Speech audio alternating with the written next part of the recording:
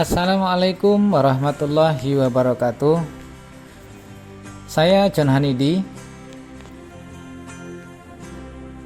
peserta pendidikan calon guru penggerak Angkatan 9 dengan pengajar praktik Ibu Eci Trisnawati, fasilitator Ibu Uswatun Hasanah,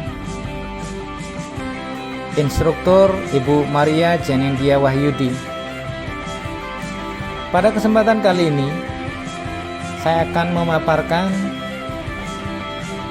koneksi antar materi, kesimpulan, dan refleksi modul 1.1 pada program pendidikan calon guru penggerak Angkatan 9. Setelah mempelajari modul 1.1,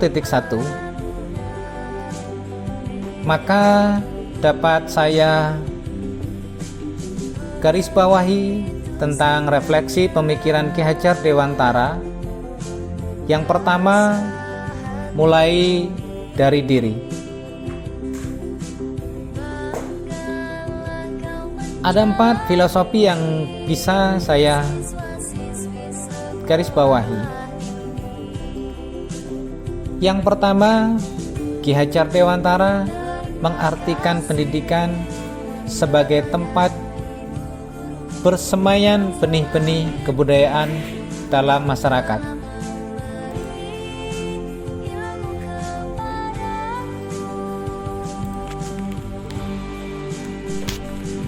Di sini Ki Hajar Dewantara mengumpamakan pendidik adalah ibarat seorang petani.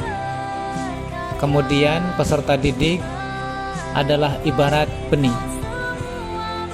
Lalu seorang pendidik seyogyanya memperlakukan benih supaya tumbuh dan berkembang sesuai dengan kodratnya.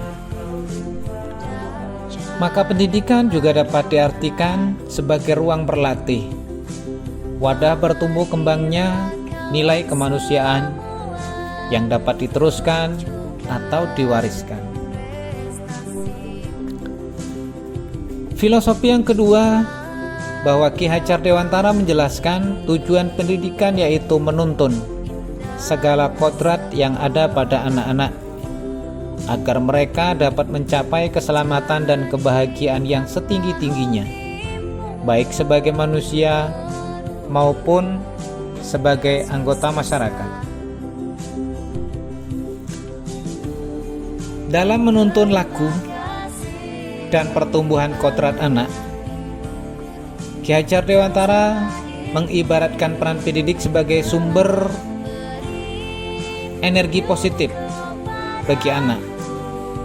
Jika energi yang ditransfer oleh pendidik positif, maka yang diterima oleh anak-anak pun akan positif. Sama halnya dengan Pak Tani yang merawat tanaman, baik atau tidaknya tergantung tangan atau perlakuan petani tersebut. Filosofi yang ketiga, menurut Ki Hajar Dewantara menjelaskan bahwa pendidikan harus relevan dengan kodrat alam dan kodrat zaman yang mengiringi kehidupan anak-anak. Di sini saya mengartikan bahwa pendidikan yang diberikan menyesuaikan dengan kondisi lingkungan atau potensi anak. Selain itu, juga harus mengikuti perkembangan zaman. Sama halnya dengan perkembangan energi. Dari lingkungan kemudian diubah sesuai dengan kebutuhan perkembangan zaman. Pendidik harus mampu memberikan pendidikan yang sesuai dengan kebutuhan anak pada zamannya dengan memperhatikan potensi diri pada anak. Filosofi yang keempat mengenai budi pekerti atau watak atau karakter yang merupakan perpaduan antara gerak pikiran, perasaan, dan kehendak atau kemauan sehingga menimbulkan tenaga. Proses pendidikan menurut Ki Hajar Dewantara di sini menekankan 3 hal utama, yaitu melatih panca indera, kehalusan budi pekerti, dan kecerdasan. Menurut beliau juga pendidikan harus seimbang antara cipta, rasa, dan karsa.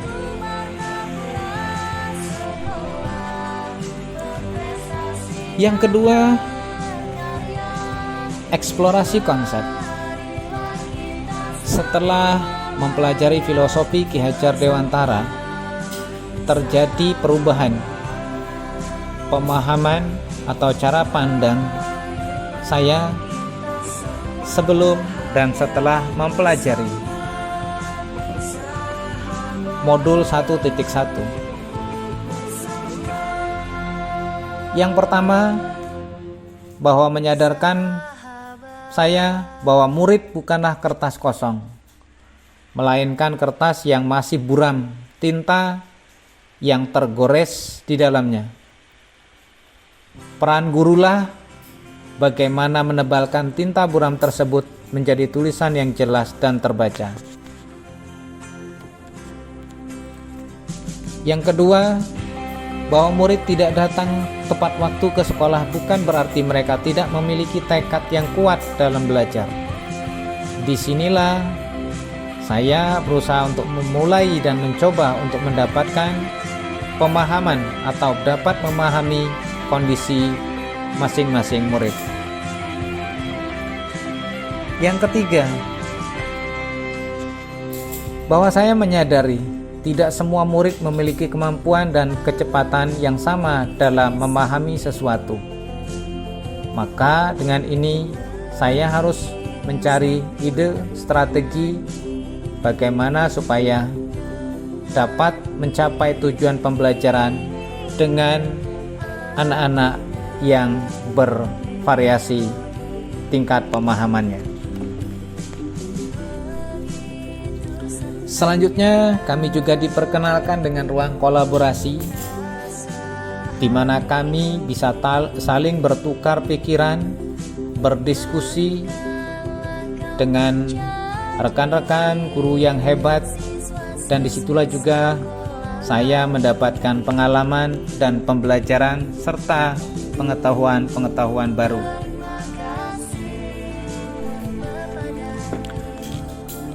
Selanjutnya dari sini saya dapat menyimpulkan beberapa hal dari apa yang sudah saya pelajari pada modul 1.1 tentang pemikiran Ki Hajar Dewantara. Yang pertama, saya menyimpulkan bahwa pendidikan harus berfokus pada peserta didik. Selama ini, mungkin pemahaman saya tidak relevan dengan hal ini. Maka secara berangsur-angsur saya merubah mindset yang tadinya mungkin ketika belajar siswa berfokus kepada guru. Sekarang pembelajaran saya mencoba untuk berfokus pada peserta didik. Kemudian yang kedua, saya mengambil kesimpulan bahwa pendidikan juga menuntun budi pekerti yang baik melalui pembiasaan.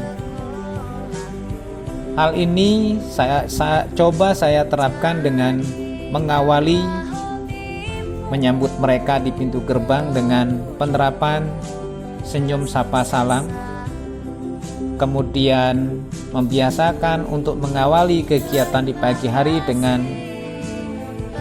berdoa atau melakukan pembacaan surat-surat pendek atau juga melantunkan Al-Asmaul Husna. Mudah-mudahan dengan itu mengawali hari dengan baik dan akan menjadi kebiasaan baik juga yang dilakukan oleh anak-anak ke depan. Kemudian yang ketiga, menggali kekuatan sosio-kultural yang sejalan dengan pemikiran Ki Hajar Dewantara. Kabupaten Oku Timur banyak sekali kebudayaan atau tradisi yang sangat positif. Antara lain pada acara pemberian adok, salah satunya ada pisaan, di mana acara pisaan tersebut adalah penyampaian nasihat melalui syair yang disampaikan oleh ketua atau mungkin orang-orang tua kepada pasangan yang baru menikah. Nah, ini diambil dari sisi positif. Mungkin pisaan ini bisa diterapkan di sekolah, di mana di situ disampaikan syair-syair yang berisi nasihat buat kebaikan anak-anak. Selanjutnya juga ada tari sambut sebiduk sahaluan. Ini merupakan perpaduan berbagai tari yang dipersembahkan biasanya untuk menyambut para tamu yang datang dari luar ke Oku Timur sebagai bentuk penghargaan dan penghormatan masyarakat terhadap tamu. Serta banyak lagi kebudayaan atau sosiokultural yang mungkin bisa digali dari Kabupaten Oku Timur untuk dijadikan sebagai pembiasaan dan akan diambil hal-hal yang positif di dalamnya. Dan kesimpulan yang keempat, bahwa saya berusaha untuk mendesain pembelajaran yang menyenangkan dengan mengajak peserta didik untuk melakukan permainan yang bersifat melatih kekompakan dan konsentrasi. Demikian koneksi antar materi, kesimpulan dan refleksi modul 1.1 pada program pendidikan calon guru penggerak angkatan 9. Terima kasih buat Ibu pengajar praktik Ibu Eci Trisnawati, Ibu Uswatun Hasanah selaku fasilitator, dan Ibu Maria Janindia Wahyudi selaku instruktur. Saya John Hanidi, terima kasih dan wassalamualaikum warahmatullahi wabarakatuh.